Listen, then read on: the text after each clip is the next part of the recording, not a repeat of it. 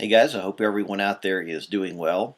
As you know, it has been a few days since I have uploaded a video, and that's because my wife and I were traveling last week, and we were super busy, so I just did not really have time to put anything on YouTube.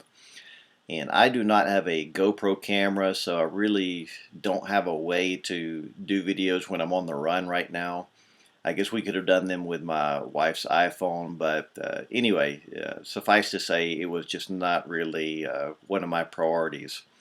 What I would like to talk about today, though, goes back to something that I shared a few weeks ago.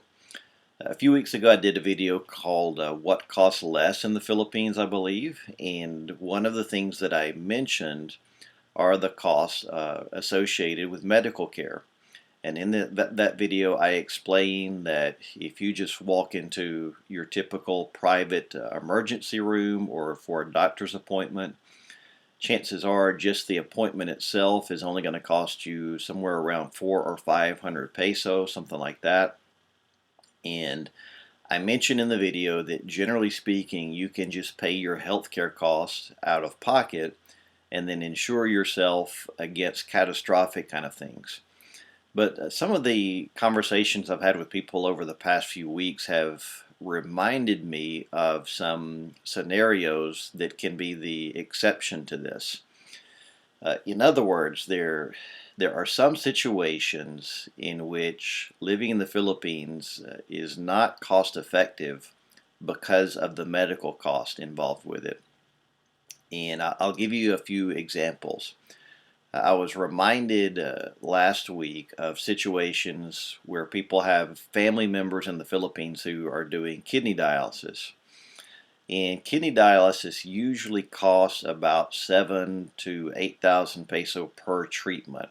So you can do the math and see that's about $150, $200. And if someone's having to do that a couple of times a week, that adds up really quickly over the span of a month.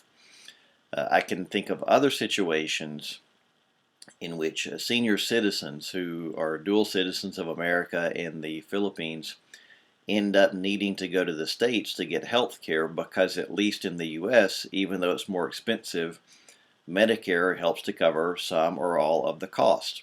So I know people that go back to the States regularly to get big things like surgeries or hip replacements, those kind of things done.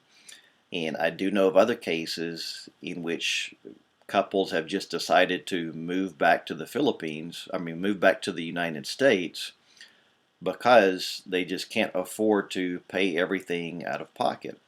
So in other words, if you have some chronic illnesses that require certain types of treatment, there are times when it's a lot more cost effective to be in the United States. Now, does that mean that if you have some medical issues, you shouldn't move to the Philippines? Not necessarily. It just really depends on what it is. I know of a guy who's diabetic and he gets all of his supplies in the Philippines, maybe for more cheaply than he would in the U.S., and he seems to be doing just fine. So what I would encourage you to do is that if you have some medical issues, you really just need to do your research. Do your research carefully and find out what it would cost to maintain that treatment, those treatments, or that care in the Philippines. Now, one thing I will add is another thing I know of that people do is some people will go back to the U.S. and then ask their doctor just to write a 1 year prescription, and they'll go ahead and just kind of stock up on their medicine and take it back with them to the Philippines. But even then, if you think about it, that's an extra expense going back to the U.S. once a year. It may be a big expense if you're not prepared for it. So anyway, what I would encourage you to do is, if you are an older person, especially if you're on Medicare or some type of government insurance wherever you live, and you're depending on the insurance to help meet your medical needs, then you really need to do some research and see whether or not you could get by in the Philippines. And I think I've mentioned this before with having an emergency fund and some other things, but you also should have an emergency plan in place to where you could move back to your home country if needed for some type of medical situation where you'd be better off there.